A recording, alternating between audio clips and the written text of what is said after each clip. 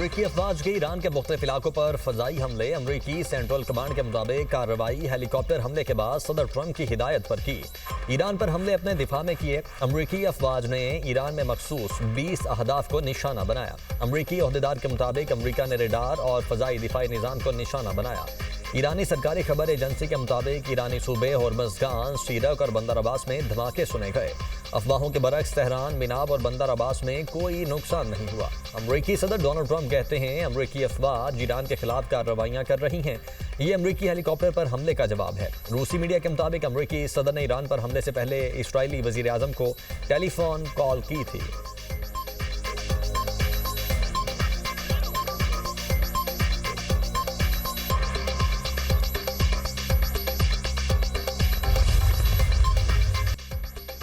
Iran ने हमलों के जवाब में खित्ते में अमरीकी अड्डों को निशाने पर ले लिया। पासदारान इनकलाब का कहना है खित्ते में बाज़ अमरीकी अड्डों को निशाना बनाया। बहरीन में मौजूद अमरीकी 5th फ्लीट पर ड्रोन हमला किया गया। उर्दन में अमरीकी अल अज़रक फौजी अड्डे पर मिसाइल हमला किया। अल अज़रक अड्डे पर 4 अहदाफ को निशाना बनाया। F-35 हैंगर्स और कमांड एंड कंट्रोल सेंटर शामिल। हमले में तवील फासले तक मार करने वाले मिसाइल इस्तेमाल किए। कार्रवाई जनूबी ईरान में अमरीकी जारहियत के जवाब में की गई। अमरीकी हमलों से सिरिक में टेलीकम्युनिकेशन टावर को नुकसान पहुंचा। हमलों में 2 वाटर टैंक भी तबाह हुए। अमरीकी जारहियत बरकरार रही तो मजीद सख्त जवाब दिया जाएगा। अमरीकी ओहदेदार के मुताबिक ईरान की जानिब से दागे गए तमाम ड्रोन्स और मिसाइल तबाह कर दिए। खित्ते में मौजूद अमरीकी एहलकारों के जख्मी या हलाक होने की कोई इतलात नहीं है।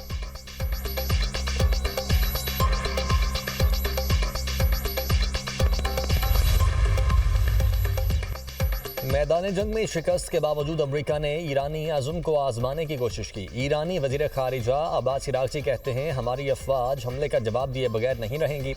खलीज फ़ारिस की तारीख मुदाखलत के इबरतनाक अंजाम से भरी पड़ी है। महफूज रहना चाहते हो तो हमारा खित्ता छोड़ दो। मौजूदा सूरत हाल में किसी भी मुमकिन हमले का भरपूर जवाब दिया जाएगा। उधर ईरान की वजारत खारिजा ने एक्स पर बयान में कहा हेलीकॉप्टर हादसे को ईरान पर हमलों का बहाना बनाया गया। इलाकाई ममालिक अपनी सरजमीन अमरीका या इसराइल को फराहम ना करें। हमलों के जवाब में ईरानी फौज ने खित्ते में अमरीकी अड्डों को निशाना बनाया।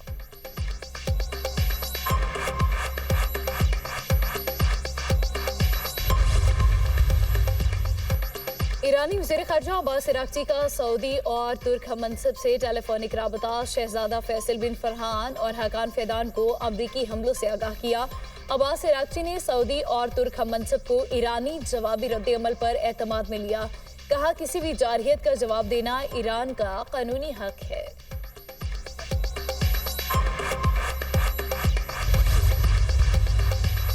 तेहरान का अमरीकी अपाची हेलीकॉप्टर पर हमले से कोई ताल्लुक नहीं। ईरान के नायब वज़ीर ख़ारिजा काज़िम गरीब आबादी की अल जज़ीरा से गुफ्तगू। कहा ईरान की जानिब से अमरीकी हेलीकॉप्टर को जानबूझकर निशाना नहीं बनाया गया। आबनाए होर्मुज़ की कशीदा सूरत हाल में ऐसे वाक़यात गैर इरादी तौर पर पेश आ सकते हैं।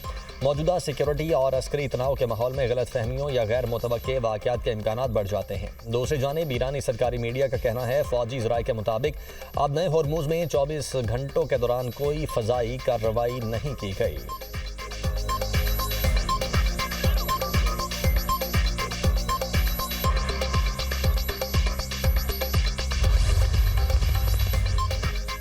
अपाची हेलीकॉप्टर मार गिराए जाने का बयानिया झूठा है। साबिक CIA एहलकार लैरी जॉनसन कहते हैं अपाची हेलीकॉप्टर मारे गिराए जाने का बयानिया मज़ीद हमलों के लिए है। अगर कॉकपिट या अपाची का रूटर निशाना बना होता तो पायलट मर चुके होते। अपाची हेलीकॉप्टर की तबाही पर अमरीकी मीडिया के सदर ट्रंप से चुभते सवालात। कहा ईरानी फौज तबाह हो गई थी तो $46 मिलियन का अपाची कैसे तबाह हुआ। ईरान पर हमलों के बावजूद डील पर असर नहीं हुआ। व्हाइट हाउस ओहदेदार के मुताबिक डील के मामले पर अभी कुछ नहीं बदला। ईरान से डील अब भी करीब है। अमरीकी नायब सदर JD वेंस कहते हैं ईरान से डील अगले हफ्ते मुमकिन है।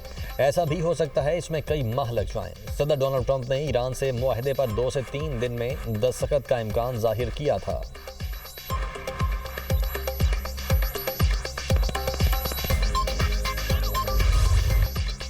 कौमी असेंबली और सेनेट के इजलास आज होंगे। ऐवान बाला का इजलास 4 बजे और कौमी असेंबली का इजलास 5 बजे होगा। इस राय के मुताबिक बजट मंजूरी के तमाम मराहिल 1 हफ्ते में मुकम्मल करने का फैसला किया गया है।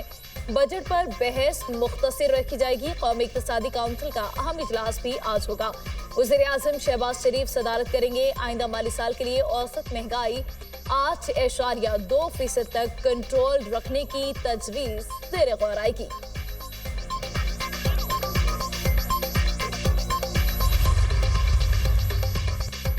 बजट में तनख्वाहदार तबके को टैक्स पर रिलीफ देने का फैसला। राय के मुताबिक सालाना 12, 22 और 32 लाख आमदन वालों के लिए टैक्स शरह में कमी की तजवीज़। 1 करोड़ या जायद सालाना आमदन वालों पर 10% सरचार्ज खत्म करने पर गौर।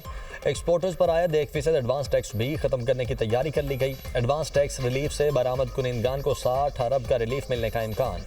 हुकाम को टैक्स रिलीफ तजावीज़ पर IMF की हतमी मंजूरी का इंतजार है।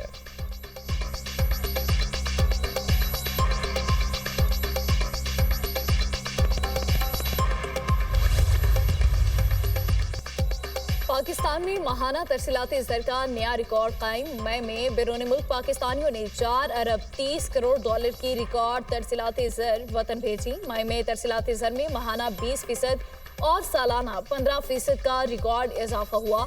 स्टेट बैंक के मुताबिक रवा माली साल 11 माह में तरसीलाती ज़र में 9% का इजाफा हुआ। रवा माली साल 11 माह में 38 अरब 10 करोड़ डॉलर तरसीलाती ज़र मौसूल हुई। माहिरीन के मुताबिक रवा माली साल के इख्तिताम पर तरसीलाती ज़र का नया रिकॉर्ड बनेगा।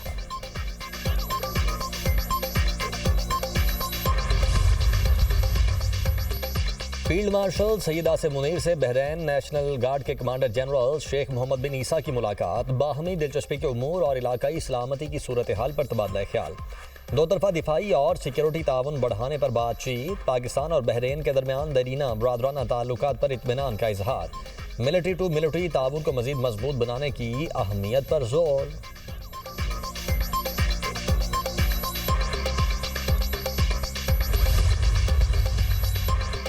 गिलगित बल्तिस्तान में सिंगल लार्जेस्ट पार्टी ही हुकूमत बनाएगी। बिलावल भुट्टो जरदारी और इसहाक डार में इत्तफाक। नायब वज़ीर-ए-आज़म इसहाक डार का chairman Peoples Party Bilawal Bhutto Zardari से राबता। इसहाक डार ने बिलावल भुट्टो को गिलगित बल्तिस्तान इंतखाबात में कामयाबी पर मुबारकबाद दी। गिलगित बल्तिस्तान के उमूर पर दोनों सियासी जमातों के रहनुमाओं का साथ बैठने पर इत्तफाक।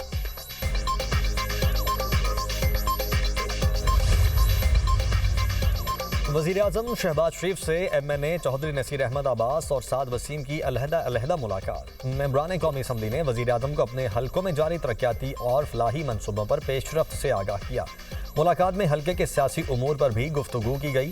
वफाकी वज़ीर public affairs unit Rana Mubashir Iqbal भी मुलाकात में शरीक थे।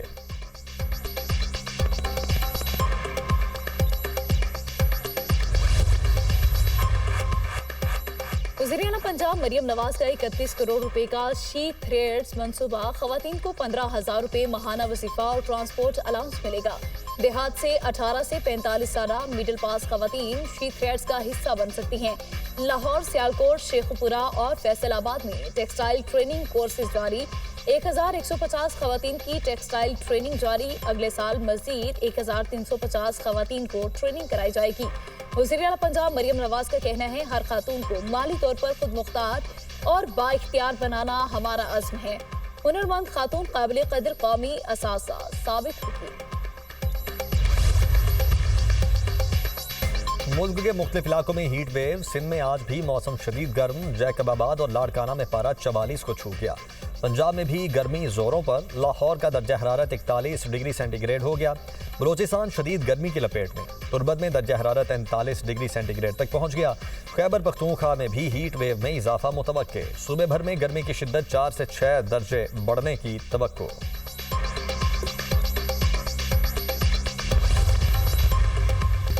इख्तिलाफी मसाइल को अवाम की अदालत में ले जाना जमहूरी सोच है। जो कत्लो गारत के जरिए अपनी राय और सोच मुसल्लत करना चाहते हैं, उनके मकासद कुछ और हैं। वज़ीर दिफा ख्वाजा आसिफ का एक्स पर बयान। कहते हैं, पुलिस हमले को शहीद किया गया और लाशों की बेहुरमती की गई। वाज़ेह हो गया ये नासिर इंतखाबात का रास्ता नहीं इख्तियार करना चाहते। अगर कोई कानून से मावरा रियासत मुखालिफ एजेंडा मुसल्लत करना चाहता है तो रियासत पूरी कुव्वत के साथ कानून का नफाज करेगी। रियासत कश्मीरी अवाम को अपनी राय का आज़ादाना इस्तेमाल करने का मौका देगी।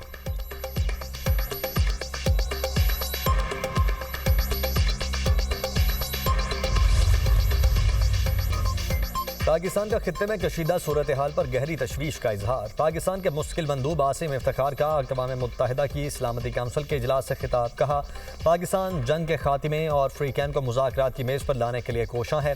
फ्रीकैन से अपील करते हैं कि वो तहम्मुल का मुजाहरा करें और अमन को एक और मौका दें। पाकिस्तान ईरानी जौहरी मामले समेत तमाम तस्फिया तलब मसाइल का पुरअमन हल चाहता है। सिफारती रवाबित और मुसलसल मुकालमे से ही मुतनाज़ा उमूर का हल तलाश किया जाए। फ्रीकैन के पाकिस्तान पर एतमाद और इस्लामाबाद मुज़ाकरात का हिस्सा बनने को सराहते हैं।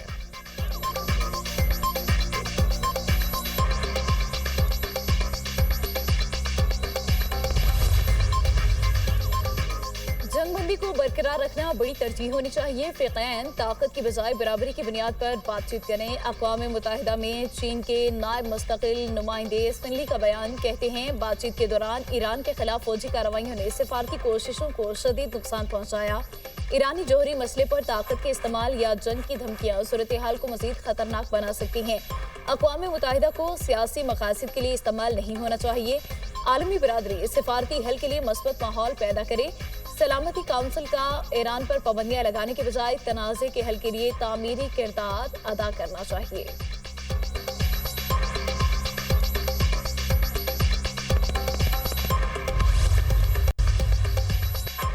इसराइल के जनूबी लेबनान में हमले जारी। मजीद 29 अफराद शहीद, 133 जख्मी। तायर में रिहायशी इलाके पर फजाई कार्रवाई में शोहदा की तादाद 9 हो गई।